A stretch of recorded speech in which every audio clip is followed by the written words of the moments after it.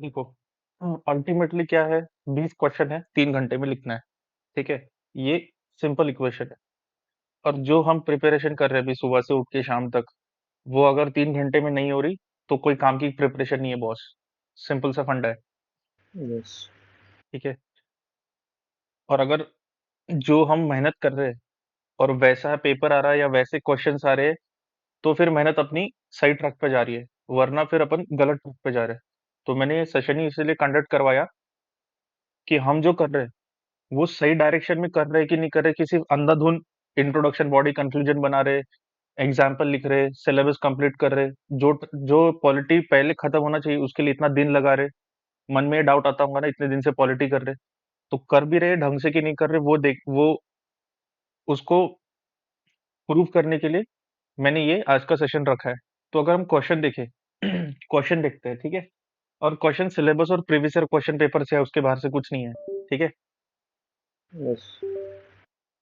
कुछ तो भी बज रहा है, पता नहीं क्या मेरा बज रहा है क्या। I don't know what, just wait a second. Okay, आवाज आ रही है आप लोगों को? यस। Yes sir. मुझे आ रही है। एक सेकेंड,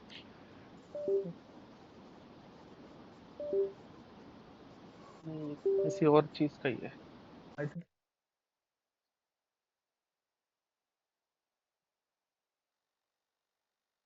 अब नहीं आ रही, तो स्टार्ट करें। Yes yes. सर। तो पहले क्वेश्चन देखेंगे ना, तो इंडिपेंडेंस ऑफ जुडिशरी से क्वेश्चन आया, तो ऐसा क्वेश्चन पहले भी आया है। अभी ये जो यूसीसी खत्म होने वाला अपना यूनिफॉर्म सिविल कोड, उसके बाद में फेडरलिज्म और इंडिपेंडेंस ऑफ जुडिशरी करवाने वाला हूँ। तो ये क्वेश्चन हम देखते हैं कि ऐसा क्वेश्चन पहले आया है कि नहीं आया, देखते हैं पहले। तो अगर हम जाए, क्या पूछा क्वेश्चन पहले, constitutional guarantees guaranteed judicial independence is a pre requisite for democracy, मतलब डेमोक्रेसी को बचाना है तो इंडिपेंडेंट जुडिशरी बहुत जरूरी है। ये मोटा यस। मोटा क्वेश्चन है। तो अगर हम जाए तो ऐसा क्वेश्चन आया है क्या, जीएस 2 में जाएंगे, जीएस 2 में पॉलिटी में जाएंगे, पॉलिटी में जुडिशरी में, पता नहीं किस चीज का आवाज आ रहा है।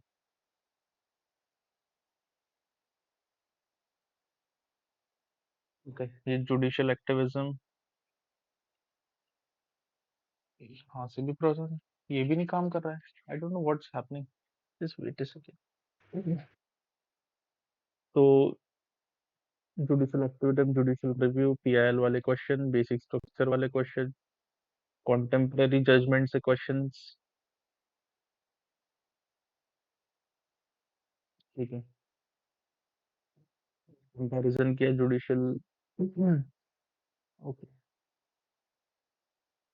देखो यहाँ पे देखो, इंडिपेंडेंस ऑफ जुडिशरी से क्वेश्चन, क्वेश्चन देखो वो। ठीक है, discuss the importance of independence of judiciary in democracy. वैसे ही मिलता जुलता क्वेश्चन है, डायमेंशन तो सेम ही हो गए। यस। और ऐसा कुछ मिलता है क्या, देखते हैं, मिलता जुलता।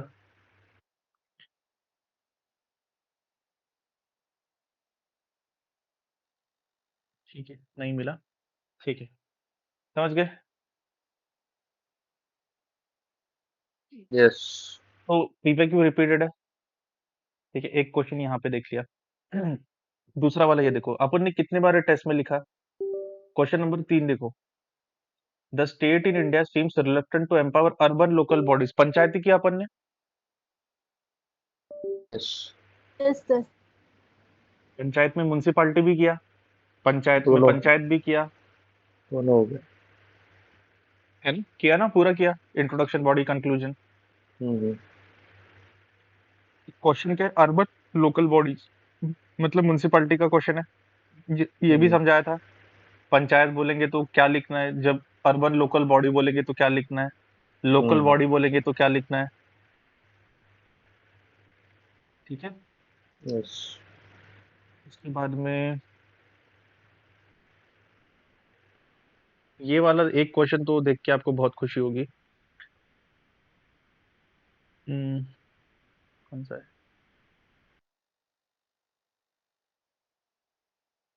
ये कंपटीशन कमीशन तो मैंने पढ़ा नहीं था। ई गवर्नेंस हमारे सिलेबस में दिया है सीधा। ई गवर्नेंस अगर मैं आपको बताऊं तो पॉलिटी के बाद में वही पढ़ना होता है। क्या बोल रहे हैं? ई गवर्नेंस क्या है? क्रिटिकल टूल है for governance and has assured its effectiveness, transparency and accountability in government. What inadvocates hamper the enhancement of this feature? मतलब क्या क्या प्रॉब्लम्स है ई गवर्नेंस में, यही पूछा है मोटा मोटा। Am audible no? sir. Yes. Okay, तो अगर आप सिलेबस में देखोगे ना, तो सिलेबस में हम जाएंगे पॉलिटी, पॉलिट गवर्नेंस में जाएंगे। गवर्नेंस में देखो यहाँ पे ई गवर्नेंस दिया है। ई गवर्नेंस के ऊपर कितने बार क्वेश्चन है? क्या पूछा था? प्रॉब्लम ही पूछा था, कैसे ट्रांसपेरेंसी आएगी, अकाउंटेबिलिटी आएगी, यही पूछा था। ठीक है। अब देखो क्या पूछा है, discuss the utility of e governance, तो उसके पॉइंट उसमें डाल देंगे। ठीक है। गवर्नमेंट के इनिशिएटिव बताओ ई गवर्नेंस के ऊपर क्या है। ठीक है। उसके बाद में ये देखो यहाँ पे, identify the factor and suggest measures for effective implementation. Suggest measure मतलब कुछ प्रॉब्लम होगा तभी मेजर्स सजेस्ट करोगे। ठीक है। तो उसके बाद में देखो यहाँ पे ई गवर्नेंस के सारे एप्लीकेशन क्या है, मॉडल क्या है, सक्सेस क्या है, लिमिटेशंस क्या है, ई गवर्नेंस का मतलब क्या होता है, बेनिफिट क्या होता है ई गवर्नेंस के। ठीक है। गवर्नमेंट के वेरियस इनिशिएटिव क्या है ई गवर्नेंस के, वेरियस मिशन क्या है, प्रॉब्लम्स क्या है, चैलेंजेस क्या है, ये सब बना के रखा हुआ है। ठीक है। तो सिलेबस से क्वेश्चन है, बाहर से नहीं पूछा है।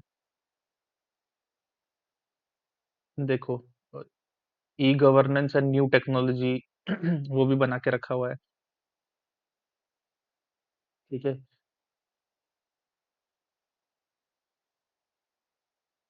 देखो क्या बोला है, ई गवर्नेंस से एफिशिएंसी कैसे आएगी, बेटर परफॉर्मेंस और एफिशिएंसी कैसे आएगी एडमिनिस्ट्रेशन में। ठीक है। वही डायमेंशन वहां पे भी पूछा है। ट्रांसपेरेंसी कैसे आएगी, ई गवर्नेंस से फार्मर की इनकम कैसे बढ़ेगी, अलग अलग डायमेंशन बना के रखे हुए। ई गवर्नेंस पंचायती राज इंस्टीट्यूशन में कैसे हेल्प करेगा।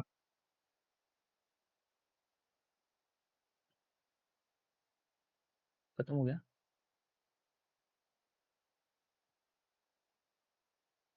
ठीक है, बाद में देखेंगे इसको। तो ये जो ई गवर्नेंस है ना, ये सिलेबस का ही क्वेश्चन है, ये बाहर का क्वेश्चन नहीं है। ठीक है।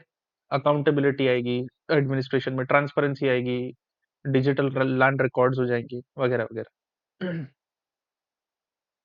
अब वो पता है, बिलावल भुट्टो आया था इंडिया में, एचसीओ की मीटिंग हुई थी, याद है? गोवा में हुई थी, न्यूज में चल रहा था उस टाइम पे। नहीं। हम्म, पाकिस्तान के foreign minister Bilawal Bhutto India आए थे, गोवा में एससीओ की मीटिंग थी। ये करंट अफेयर का न्यूज है। तो उस टाइम पे जयशंकर साहब ने हाथ मिलाने से भी मना कर दिया था, because they were having differences, India and Pakistan was having differences. तभी वो डिफरेंसेस के बावजूद भी एससीओ की मीटिंग बुलाई थी। तो एससीओ के ऊपर क्वेश्चन पूछा है, virus of conflict is affecting functioning of SCO, in the light of the above statement point out the role of India in mitigating the problems. इसके ऊपर पहले भी क्वेश्चन पूछा है एससीओ के ऊपर, पहली बार नहीं कि एससीओ पर क्वेश्चन पूछा है। बताऊंगा बाद में, क्योंकि अभी इंटरनेशनल रिलेशन पे गए नहीं, तो इसलिए मैं क्वेश्चन को इतना सीरियसली नहीं ले रहा। अभी इंडियन डायस्पोरा के ऊपर क्वेश्चन पूछा। डायस्पोरा माने हमारी जनता, इंडियन जनता वेस्ट में। Indian diaspora has scaled new heights in the west. अब देखो, अब वो पेप्सी का सीईओ कौन है देख लो, गूगल का सीईओ कौन है देख लो, सत्य नडेला देख लो। उसके बाद में वो अजय भंगा आईएमएफ का चीफ है, वो वो देख लो। उसके बाद में बड़े बड़े पॉलिटिशियंस जो है वो इंडियंस है वेस्ट में। तो इससे हमको क्या फायदा होता है, जब वेस्ट के देशों में जब हमारे इंडियन डायस्पोरा के लोग बड़ी बड़ी पोस्ट पे जाते हैं, डॉक्टर्स, इंजीनियर्स, पॉलिटिशियंस, ब्यूरोक्रेट्स, तो इससे हमें सोशली और इकोनॉमिकली क्या फायदा होता है, यही पूछा है। ठीक है। अगेन ये Yes. सिलेबस का ही पार्ट है, इंडियन डायस्पोरा सिलेबस का पार्ट है। हाँ, ये वाला, ये जो 11वां क्वेश्चन है ना, इसको देख के मुझे बहुत खुशी हुई। अब क्वेश्चन देखो क्या है ये। याद है उस दिन अपन आर्टिकल 21 पढ़ रहे थे, कितना को याद है? Yes. वो। आर्टिकल हाँ सर. 21 पढ़। Yes. तो Yes. आर्टिकल 21 में बताया, अपन एक बार बार थीम बोल रहे थे कि यार एनवायरनमेंट का थीम बहुत रिपीट हो रहा है, याद है? हम्म, हम्म, तो Yes sir. मैंने बोला था कि यार देखो, एनवायरनमेंट का थीम रिपीट हो रहा है, तो अपन एक काम करते ना, जेंडर वाला भी थीम करके चले जाते। याद है किसी को? यस। तो मैं वापस से वो नोट्स की तरफ जाता हूँ। तो हम लोग कर रहे थे पॉलिटी में, हम फंडामेंटल राइट्स कर रहे थे। फंडामेंटल राइट्स में मैंने बोला था 14, 15, 19 और 21 बहुत इंपॉर्टेंट है। ठीक है। अब 21 में हमने क्या किया था, ये ये सब कर लिया था। ये सब करने के बाद में आखिरी में मैंने बोला था कि ये देखो, ये एनवायरनमेंट का थीम हो गया था। एनवायरनमेंट वाला जजमेंट भी हम कर लिए थे। अब मैंने देखो यहाँ पे क्या लिखा था, यहाँ देखो क्या लिखा है, रिलेटेड क्वेश्चंस। तो SC role in gender equality, याद है? हाँ यस सर। यस। और मैंने बोला था एससी रोल एससी एसटी के लिए क्या किया और अंडर ट्रायल्स के लिए क्या किया, इतना ही करके गए थे अपन, और तो कुछ नहीं किया था। क्वेश्चन देखो यस क्या आया। ये देखो क्वेश्चन है आर्टिकल 21 से, देखो the constitution of India is a living instrument with capabilities of enormous dynamism. तो मतलब over a period of time हमारा कॉन्स्टिट्यूशन चेंज होता रहता है, ये बोल रहा है। ये बोल बच्चन हमारा इंपॉर्टेंट नहीं, क्या इंपॉर्टेंट है? It is a constitution made by progressive society. Illustrate मतलब आपको एग्जांपल के साथ बताना है, with special reference to expanding the horizon of right to life and personal liberty. Can you see? Right to life and personal liberty को yes. मद्देनजर इसमें रखते हुए आप कैसे right to life and personal liberty expand हुआ, ये बता रहा है। इस ये तो इसका ठीक बहुत है। एग्जाम्पल है। और क्वेश्चन नंबर 12 भी देखो आपने, 15 एक्सप्लेन द मार्क का है। Constitutional perspective of gender justice. तो जेंडर जस्टिस के लिए कॉन्स्टिट्यूशन ने क्या क्या किया है और किसके साथ बताओ, बोलते रिलेवेंट केस लॉस के बारे में। अब यहाँ पे देखो हमारे नोट्स, नवतेज सिंह जौहर केस है अपने पास। ये देखो यहाँ पे, नवतेज ये सिंह सारे, जौहर ये है। देखो सबरीमाला वाला था, मैंने बताया था, नालसा वाला बताया था, यस नवतेज सिंह जौहर बताया था, ट्रिपल तलाक बताया था, विशाखा यस। वाला बताया था, अबॉर्शन। अबॉलिशन ऑफ 377 ये भी है। तो आ गए हमारे राइट। पास में केस लॉस, तो 12 और 13 तो मतलब ऐसे ही आ गए, 11 और अच्छे 12 क्वेश्चन है। 12 11 12 15 मार्क के आसानी से, मतलब थोड़ा बहुत थोड़ा मैनेज बहुत तो करना लिख पड़े। सकते हैं। मतलब आराम ऐसा है से। कि नहीं कि एकदम हथियार डाल दिए वहां पे, कुछ नहीं, जेंडर जस्टिस के लिए हमारे पास कुछ नहीं है। नहीं नहीं, इसमें तो है। तो इसका मतलब फिर मेरे को खुशी हुई कि नहीं, जो हम कर रहे हैं, जो पीवाईक्यू का वो लेके चल रहे हैं कि 360 डिग्री में करके जाएंगे, वो है। यस। ऐसी अंधाधुंधी में नहीं जा रहे। हम्म। अगेन आर्टिकल 356 के ऊपर क्वेश्चन है। पॉलिटिकल और लीगल फैक्टर के कारण आर्टिकल 356 का जो यूज है वो कम हुआ है। 1990 में एसआर बोमाई केस आया था। बोमाई के बाद में सुप्रीम कोर्ट ने बोला था जुडिशियल रिव्यू होगा, और जुडिशियल रिव्यू जैसे ही हुआ, वैसे ही आप देखोगे इंटेंसिटी ऑफ प्रेसिडेंट रूल नीचे आ गया। ठीक है। यस। ओके। अगर आप ये वाला देखो, ये वाला क्वेश्चन देख के तो मुझे इतनी हंसी आई, मुझे क्वेश्चन नंबर 15। अब आप बोलोगे क्वेश्चन नंबर 15 देख ये के तो ऐसा क्यों? जीएसटी वाला है ना। ये जीएसटी वाला क्वेश्चन है। जीएसटी वाला क्वेश्चन कितने बार पूछा है मैं आपको बताता हूँ, रुको, होगा मेरे पास। अकोमोडेटेड।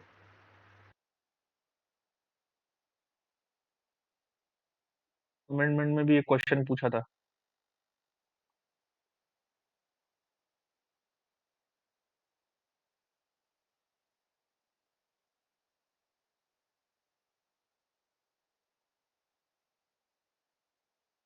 ये देखो क्वेश्चन लिखा आपने, ये देखो इधर, salient feature of yes 101 amendment act 2016। वापस से वही क्वेश्चन पूछा, ये देखो वापस से 101। यस। उसके बाद में ये पार्लियामेंट्री कमेटी, याद है मैंने होमवर्क दिया था, ये आपको टेस्ट में डाला था मैंने, ये पार्लियामेंट्री कमेटी वाला क्वेश्चन। सर डाला है। Yes yes yes. Financial committee वाली, 3 फाइनेंशियल कमेटी थी यार, याद है? पैक्ट थी, दूसरी एस्टिमेट थी, और तीसरी कौन सी थी? Public expenditure. PSU, public sector undertaking. एक पैक्ट थी, पब्लिक अकाउंट्स कमेटी, और एक एस्टिमेट कमेटी। तो स्ट्रक्चर है ना, इसका भी पीवाईक्यू हमारे पास में है।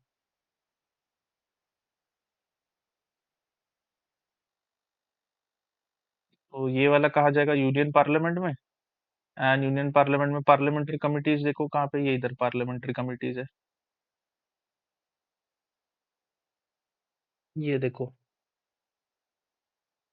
What is public account committee, explain the role of public account committee, important role पूछा है, ठीक है। एग्जाम्पल्स भी दिए थे यस। हमने इसके ऊपर, ठीक है। रोल्स एंड फंक्शंस, इंपॉर्टेंस क्या है। फिर एस्टीमेट कमिटी, इसका इसका फंक्शन बताओ, रोल बताओ, राइट। ये सारी public committee on public undertaking, इसका स्ट्रक्चर और फंक्शन क्या है। देखो क्वेश्चन पहले से, ये देखो स्ट्रक्चर और फंक्शन, ये यहाँ पे पूछा। ऊपर देखो क्या पूछा, यहाँ पे भी देखो, यहाँ पे देखो फंक्शन रोल, यहाँ पे भी वही पूछा। ऊपर देखो, यहाँ पे भी वही पूछा, रोल पूछा, यहाँ पे भी रोल पूछा। अब यहाँ पे देखो, यहाँ पे भी तो वही पूछ रहे हैं वो। ये देखो यहाँ पे, explain the structure of public parliamentary committee. Structure में बताना है कि मतलब क्या कंपोजिशन होता है। देखो वल्नरेबल सेक्शन के ऊपर क्वेश्चन पूछा है, वल्नरेबल सेक्शन।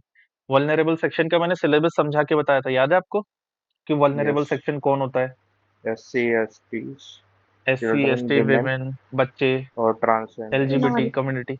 हाँ, तो क्या पूछा है, development and welfare scheme for vulnerable section. तो हर एक वल्नरेबल के लिए एक एक स्कीम होगी, बच्चों के लिए अलग होगी, वुमेन के लिए अलग होगी, डिसेबल के लिए अलग होगी, एलजीबीटी के लिए अलग यस। होगी। By its nature are discriminatory in approach, मतलब इन इन जो स्कीम्स है, इन स्कीम में प्रॉब्लम्स है, क्यों डिस्क्रिमिनेटरी है, क्या कारण है, ये पूछा है। तो अगेन ये सिलेबस से ही क्वेश्चन है, सिलेबस के बाहर का क्वेश्चन नहीं है। यस। हम्म, उसके बाद में, ओके, ये नाटो एटो का स्किल डेवलपमेंट प्रोग्राम है, successful in increasing human resource supply. ये नहीं, नाटो का भी नहीं देखना अभी। ये इंटरनेशनल मैरिटाइम ऑर्गेनाइजेशन, ये भी नहीं देखना। इंटरनेशनल रिलेशन अभी छोड़ दो, क्योंकि हमने इंटरनेशनल रिलेशन नहीं किया अभी। बट वही कहने की बात है कि सिलेबस सही आ रहा है और पीवाईक्यू से आ रहा है, इसके बाहर करने की कोई जरूरत नहीं, यस। ठीक है। थोड़ा टाइम लग रहा है हमें, हाँ, बट हम सही रास्ते पे, गलत रास्ते पे नहीं है। ऐसे वाला पेपर देखा था आपने?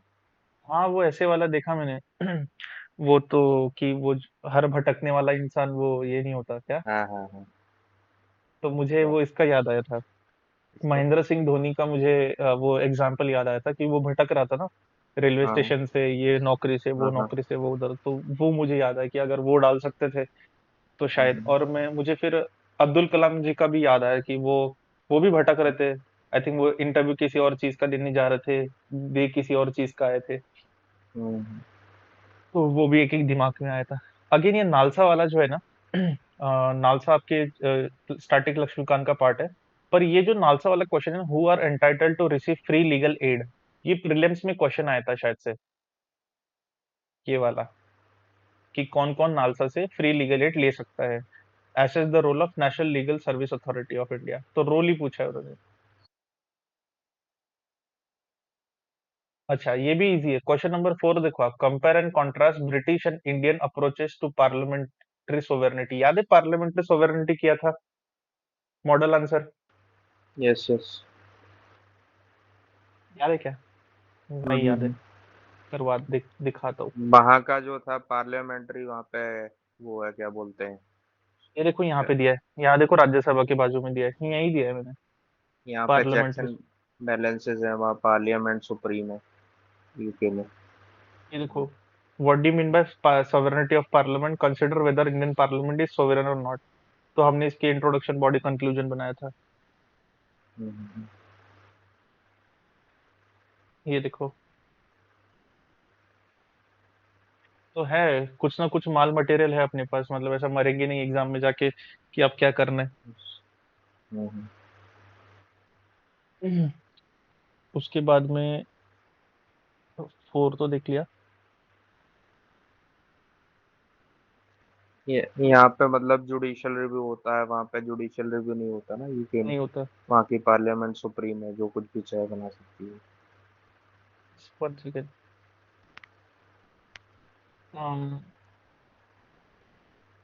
एक सिलेबस में हमारा टॉपिक है human resource development HRD, poverty, health, education और HRD। वो आता है सोशल जस्टिस और गवर्नेंस वाले टॉपिक में, तो उसको वहां देखेंगे। मुझे ये समझ में नहीं आता कंपटीशन कमीशन ऑफ इंडिया वाला। ये मैंने सुना था इसके बारे में, बट इससे क्वेश्चन आएगा पता नहीं, कुछ कुछ भी नहीं पता इसके बारे में। ये तो मतलब इसका कई बार जिक्र होता है ना, जैसे जियो की अनफेयर ट्रेड प्रैक्टिस। ओके, वो discuss the role of competition commission of India in वही है, इन वही कंटेनिंग द है। Abuse of dominant hmm, position by multinational corporation of India.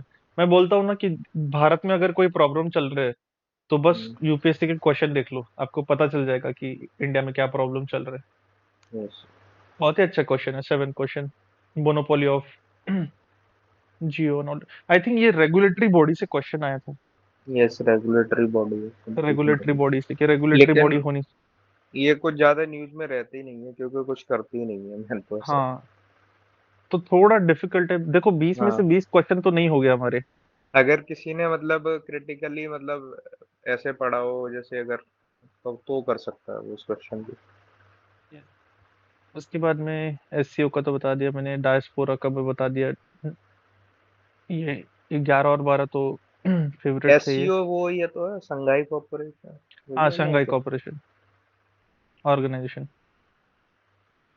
Discuss the contribution of civil society groups for women's effective and meaningful participation representation in state legislature in India. थोड़ा tricky question है।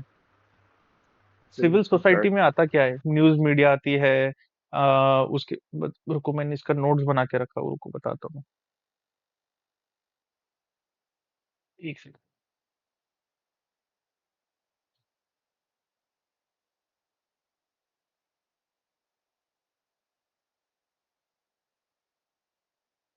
तो I think ये आएगा GS2, role of civil services in democracy, important aspects of governance.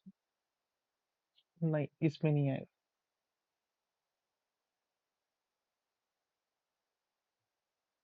इसमें भी नहीं आएगा।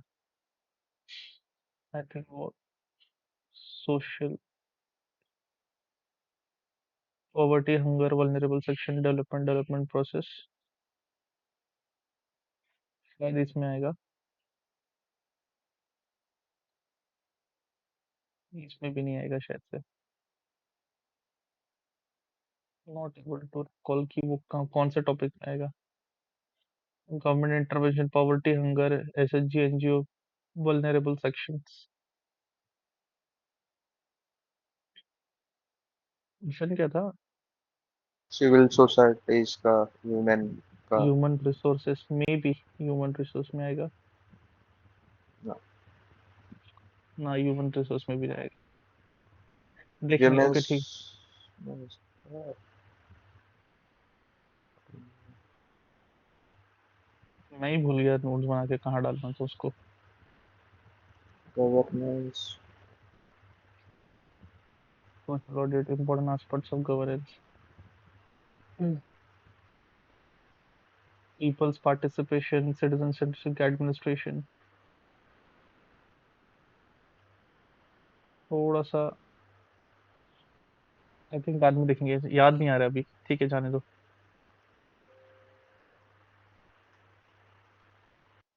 अभी GS1 को देखते हैं थोड़ा सा। थोड़ा GS1 तो थोड़ा सा आउट ऑफ अलग ही था। देखो, अब मैं GS1 क्यों बोल रहा हूँ, क्योंकि अब तुम ऐसे क्वेश्चंस देखोगे तो तुम्हारे हाथ पांव ही फूल जाओगे, क्योंकि यहाँ पे थिंकिंग की बहुत ज्यादा जरूरत है। ऐसा नहीं कि क्वेश्चन अनअटेम्प्टेबल है, अटेम्प्टेबल है, लेकिन सोचने के लिए टाइम चाहिए, और सोचने के लिए टाइम ही नहीं है। क्या क्वेश्चन यस। है? Explain the role of geographical factors towards development of ancient India. अब इसमें देखो क्या क्या पूछा है। देखो, यहाँ इन्होंने क्या किया ये बार, और पिछले बार भी अगर ट्रेंड देखोगे तो ये 3 सब्जेक्ट को मर्ज कर देते हैं। History, geography. ज्योग्राफी और सोसाइटी मर्ज हो रहा है। हम्म। अब इन्होंने ज्योग्राफी और सोसाइटी को मर्ज कर लिया। पिछले बार याद है वो गिग इकोनॉमी का एक क्वेश्चन था, यस। गिग इकोनॉमी वाला, वो GS3 वाला क्वेश्चन था, उसको डाल दिया GS1 में। यस। अब देखो, ज्योग्राफिकल फैक्टर का मतलब तो मुझे पता है कि ज्योग्राफिकल फैक्टर में आते क्या क्या है। अब जैसे कि मान लो ज्योग्राफिकल फैक्टर में क्या आएगा, क्लाइमेट आएगा, सॉइल भी आ सकता है, स्लोप भी आ सकता है। स्लोप भी तो होता है एक ज्योग्राफिकल फैक्टर। और क्या होता है, और होता है क्या होता है और ज्योग्राफिकल फैक्टर में सोचो। ज्योग्राफिकल फैक्टर और तो विंड्स विंड्स भी होते हैं। ब्रॉड हो जाएगा ना काफी, उसमें तो विंड्स, लोग भी आ जाएंगे ना, ह्यूमन रिसोर्स, हाँ। Human geography. तो इन्होंने क्या बोला कि फिजी। ये ज्योग्राफिकल फैक्टर से एंशियंट इंडिया का डेवलपमेंट कैसे हुआ, hmm. Towards the development of ancient India. तो हम सॉइल का और हड़प्पा का कुछ रिलेशन दिखा सकते हैं कि एग्रीकल्चर हुआ, फिर हड़प्पन सिविलाइजेशन डेवलप हुई। फिर उसके बाद में हम्म। हम उसके बाद में हम स्लोप और महाजनपदा का रिलेशन दिखा सकते हैं कि कैसे डाउन स्लोप पे वो हिल घर बनाते थे, ऑल दैट स्टफ। समझ रहे हो बोलने का मतलब क्या है? हम्म। ठीक है।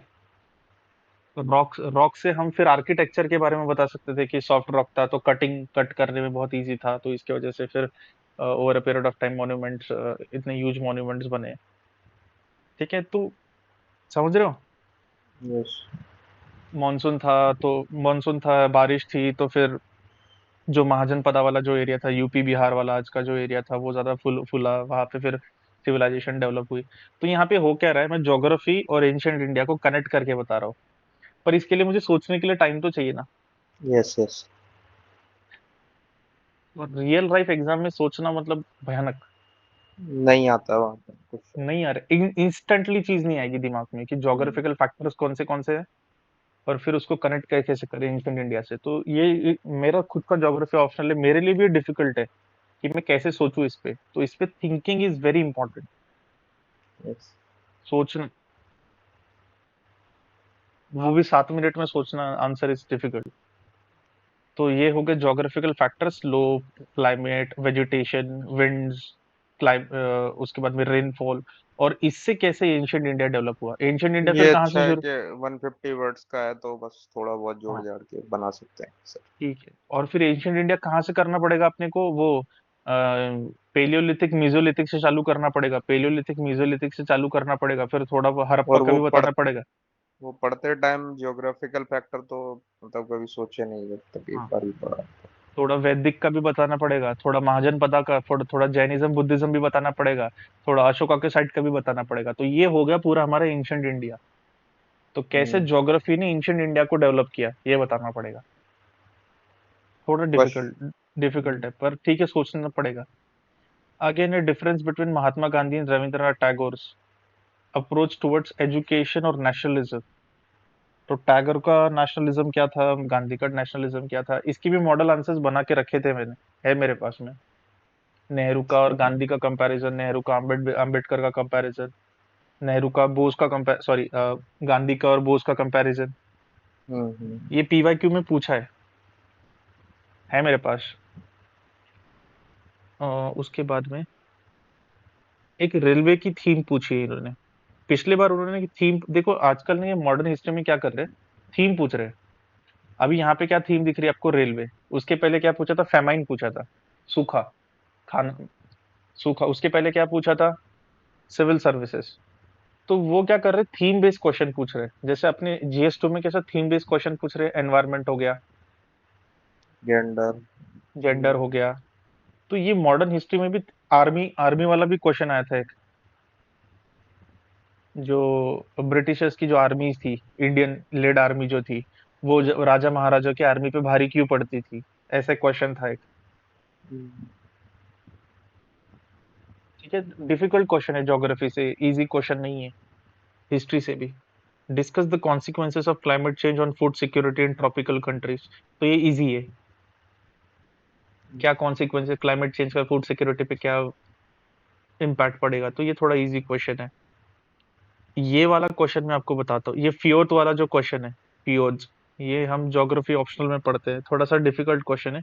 जीएस में तो बहुत कम लोग फियोर्थ के बारे में पढ़ते हैं, तो अगेन थोड़ा सा डिफिकल्ट क्वेश्चन है। ये वाला क्वेश्चन तो मुझे समझ में नहीं आया ना। अभी ये जो क्वेश्चन था, ज्योग्राफी ऑप्शनल पढ़ने के बावजूद भी मेरे लिए डिफिकल्ट क्वेश्चन है। क्या क्वेश्चन है?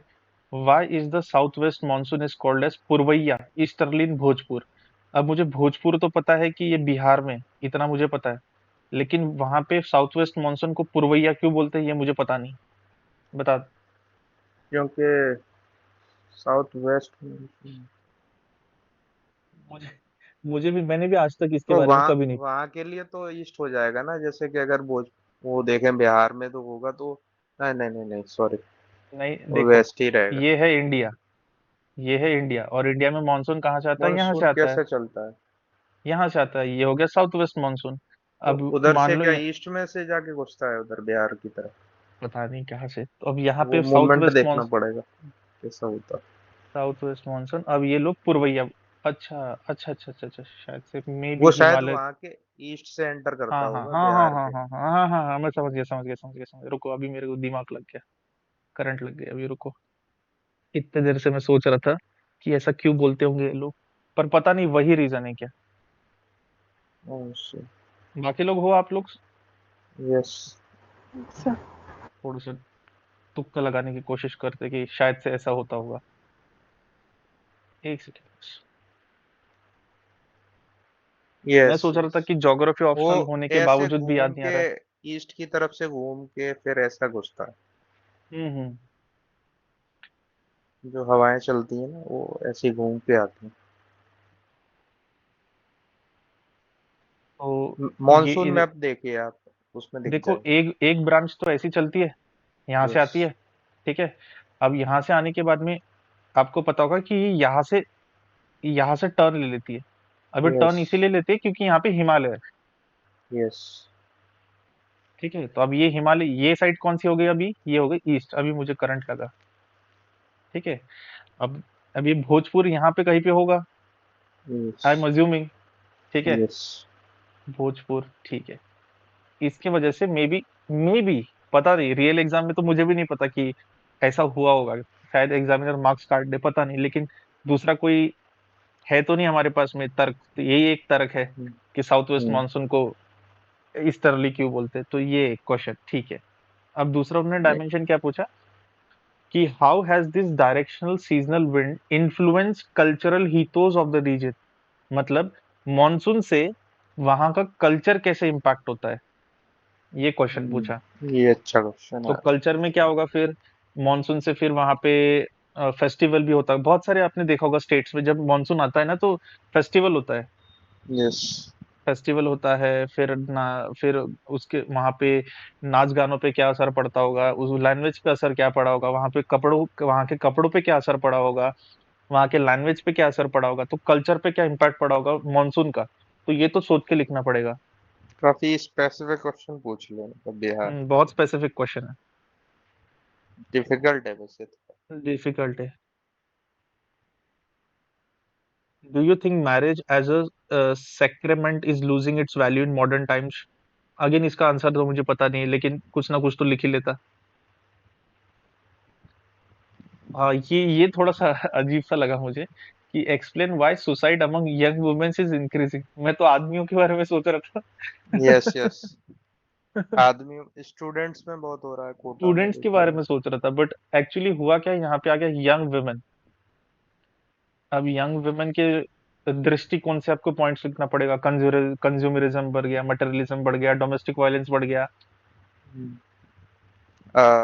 Women labour force participation rate ऐसा लिख सकते हैं, हाँ उनके वो पास वर्क नहीं वही वही डिप्रेशन बढ़ गया, कोविड का भी डाल है। सकते थे।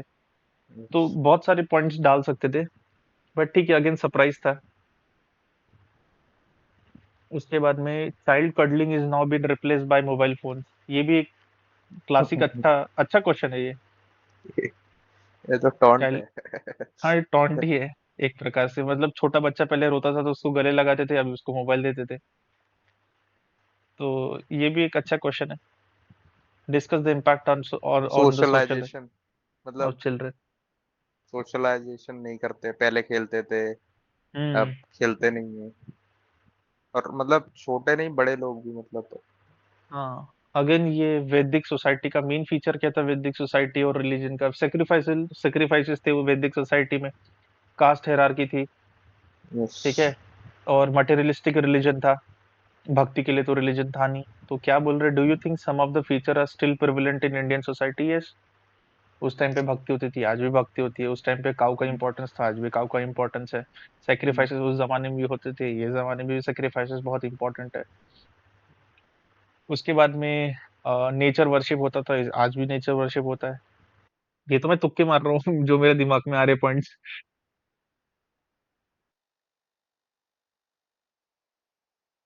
Hello. Yes Yes, yes, sir. How did, अच्छा, colonial rule affects tribals in India and what was the tribal response? Again ये आप पढ़ते हैं हम लोग मॉडर्न इंडिया में, there is a tribal, tribal पढ़ते हैं ना हम, अपराइजिंग्स हुई थी ना, tribal uprising, Santhal rebellion, Santhal, भेल मुंडा, रिबेलियन, मुंडा, मुंडा। yes। पढ़ते हैं हम लोग तो। लेकिन उसका सोसाइटी पे इम्पैक्ट क्वेश्चन थोड़ा वैसा है, हम इतना पढ़ते हैं ना क्यों हुआ था, उसने क्या किया हमें ना था बस। डायमेंशंस प्रिपेयर करके जाना, मतलब सोसाइटी यस। के कितने डायमेंशंस है, एम्पावरमेंट के कितने डायमेंशंस है, तो एक एक डायमेंशन में एक एक पॉइंट फिट करना पड़ेगा। अब थोड़ा सा हर चीज को मतलब थोड़ा 360 में देखना पड़ेगा। हाँ जनरली हम क्या वही, पढ़ते थे, अपराइजिंग क्यों हुई, उसके क्या इफेक्ट हुए, बस हाँ खत्म। हाँ हाँ। उसका क्या रिजल्ट रहा, इतना ही तो पढ़ते हैं ज्यादातर। अगेन अब कमेंट इसका ऑन द, हाँ बोलो बोलो बोलो। इसका अभी ट्राइबल्स पे इफेक्ट पूछ लिया, हम इतना हाँ, जाते ही नहीं है, मतलब हम लोग वहीं तक रुक जाते हैं। Yes yes. और तो ये ये बार तुम क्या हो देखो, सकता है इसका मतलब? ज्यादा डायमेंशंस कवर करें हम हर एक चीज। पॉलिटिकल पॉलिटिकल इफेक्ट क्या पड़ा, कल्चरल इफेक्ट पे क्या पड़ा, कल्चरल इकोनॉमिक क्या, इफेक्ट क्या पड़ा, उनके रिसोर्सेज पे क्या इफेक्ट पड़ा, उनके बच्चों पे इफेक्ट क्या एजुकेशन पड़ा। पे क्या पड़ा, हर हाँ, चीज। हर चीज पे लिखना पड़ेगा। और ट्राइबल का रिस्पांस क्या था फिर? Comment on the resource potential of coast, long long coastline of India and highlight the status and nature hazards preparedness in this area. क्या है भाई हमारी कोस्ट लाइन में, बताओ क्या रिसोर्स पोटेंशियल है, क्या है हमारे पास में? थोरियम है हमारे पास में, कोस्ट थोरियम। लाइन पे। कोस्ट लाइन पे, केरला की कोस्ट लाइन पे बहुत सारा थोरियम है। और क्या है? Polymetallic nodules. और क्या है? हम्म, और क्या मिल और सकता है? जो वेस्टर्न घाट्स है वहाँ की मतलब बायोडायवर्सिटी बहुत। Coast line, coast line, coast line, तटीय इलाका। हाँ हाँ, तो कोस्ट लाइन पे बायोडायवर्सिटी अच्छी होती है ना ये। रिसोर्स पोटेंशियल पूछ रहे हैं, अच्छा, this- जिसको हम आगे जाके यूज कर सकते हैं। उसके बाद में क्वेश्चन क्या है, identify discuss factors for natural vegetation in India. बहुत। बहुत है। Why did human development fail to keep peace with economic development in India? देखो यहाँ पे ना एक मैं चीज ऑब्जर्व कर रहा हूँ, ये लोग ना एक डायमेंशन, पता नहीं ये बार एग्जामिनर को क्वेश्चन टाइप करना जान पे आया क्या, एक डायमेंशन में क्वेश्चन कंप्लीट कर दिया और 250 वर्ड लिखो। Hmm, can you see, why did human development fail to keep pace with economic development, एक ही डायमेंशन है और 250 वर्ड लिखने।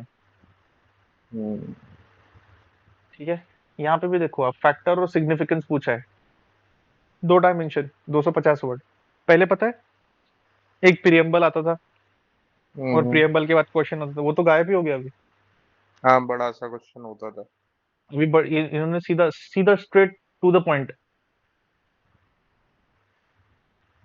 From be net importer in 1960s, PL 480 इसमें इंपोर्ट तो वो करते लिख थे, सकते हैं, वो एक ग्रीन रिवॉल्यूशन वाला इंडिया सोना इज है। एमर एज नेट एक्सपोर्टर। अब रीजन बताओ, अब मुझे एक बात बताओ, डायमेंशन कितना पूछा है? एक ही डायमेंशन है, क्या डायमेंशन है? रीजन। यस। कारण ही बताते हैं ना कि हम लोग इतने सेल्फ सफिशिएंट। अब मुझे बताओ, तुम 250 वर्ड सिर्फ रीजन ही लिखोगे क्या? 3 पेज से तुम रीजन लिखोगे? हम्म, इसमें और भी जोड़ना पड़ेगा, पहले भाई पहले तो फिर आगे, माइंस वगैरह जोड़ना मतलब पड़ेगा। कुछ डायमेंशन अभी जोड़ना पड़ेगा। फिर वो कौन सा था, माल्थुजियन की थ्योरी थी, वो डाल दो। फिर इसमें एक तो वो ग्रीन रेवोल्यूशन ग्रीन आया, उस रेवोल्यूशन में क्या क्या हुआ वो सब डाल सकते हैं, क्या हाई वैरायटी। व्हाइट रिवॉल्यूशन आया, ग्रीन रिवॉल्यूशन आया, पिंक रिवॉल्यूशन आया, उसके सारे रिवॉल्यूशन आए इंडिया में। उसके बाद में लैंड डिस्ट्रीब्यूशन सिस्टम था हमारा अच्छा, बाद में हमने लैंड रिफॉर्म किए, लैंड दिए लोगों को। उसके बाद में हमने स्कीम्स चलाई, मनरेगा जैसी। फिर उसके बाद में हमने वो HYV सीड्स यूज किए, हाइल्ड वैरायटी सीड्स जहाँ के हम खाना एक्सपोर्ट कर सके। हम्म, तो उसके बाद में हमने इंडस्ट्रीज डेवलप की, बहुत सारी चीजें की, पर इतने सारी चीजें याद नहीं आती ना एग्जाम में। हम्म, अब ये वाला क्वेश्चन तो जैसे समझ में अपना नहीं आया था मुझे, कास्ट स्टैटिक है कि सिटी फ्लूइड है। और सोसाइटी ऑप्शनल वाले बताएंगे। भारत में जाति अस्मिता गतिशील और स्थिर दोनों ही क्यों है? दोनों ही मतलब जब क्यों? इलेक्शन आती है तो हमारी तो जो कास्ट है वो स्टैटिक बन जाती है, हम्म, और जब इलेक्शन चला जाता है तब फ्लूइड बन जाती है। अब एक ही पॉइंट मुझे पता था, पर इसके ऊपर मैं 250 वर्ड्स लिखूं ये भी टफ टफ है थोड़ा सा, इतना इजी नहीं है। थोड़ा सा मतलब टफ क्वेश्चन है। अगर किसी ने कास्ट पे बहुत ज्यादा टाइम स्पेंड किया है वो लिख सकता है ऐसा कुछ। वो लिख सकते हैं, ऑप्शनल वाले लिख सकते हैं। कम्युनलिज्म के बारे में क्वेश्चन पूछा जो सिलेबस में दिया है, मतलब ओवरऑल जीएस 1 टफ था, जीएस 2 कास्ट रिलेटिवली इजी था। कास्ट पे एक वो प्रोफेसर दिलीप मंडल करके हैं, उनको हाँ, ट्विटर पे पढ़ते पता रहो। है पता है पता है, Dilip Mandal he sits with Kamra. हाँ। तो वो काफी लिखते रहते हैं इन सब पे, कास्ट वगैरह। बट वही ना, वो डायमेंशन दिमाग में आया और वही डायमेंशन पेपर में आया। यस। कैसा लगा आप लोगों को पेपर, बाकी लोगों को अच्छा लगा? यस। सोच, अब सर सोचो उन जी। बेचारों को क्या हालत हो रही होगी जो बेचारे जो एक्शन में पेपर लिख रहे हैं। अभी तो उनके बारे में गम मनाने का भी टाइम नहीं है, क्योंकि अभी वो लोग कल सुबह के अगला पेपर की पेपर पढ़ाई है। कर रहे हो। अभी शाम को 5 बजे पेपर दे के आए होंगे वो लोग, अब फिर अगला 7-8 पेपर बजे दो। तक सोए होंगे अभी तक। और दो पेपर उसके की बाद में तैयारी। अभी उनको उठना है। अभी उनको पढ़ना है इकोनॉमिक्स, इकोनॉमी इंटरनल पढ़ेंगे। Security, disaster management, science and tech. और ठीक है, एथिक्स। एथिक्स भी पढ़ना है उनको। सोचो, हालत खराब हो गए होंगे उनके। बहुत प्रेशर रहता होगा। बहुत प्रेशर मीन्स रहता है, बहुत प्रेशर रहता है। सोचो, तो इसलिए हमें क्वेश्चन प्रिडिक्ट करके आंसर राइटिंग सोचना बहुत है, दिमाग सोचना। तो ठीक है, आज के लिए इतना ही करते हैं। यस। ठीक है, आज मैं पढ़ाने वाला था बट मैंने सोचा कि सर इसका क्वेश्चन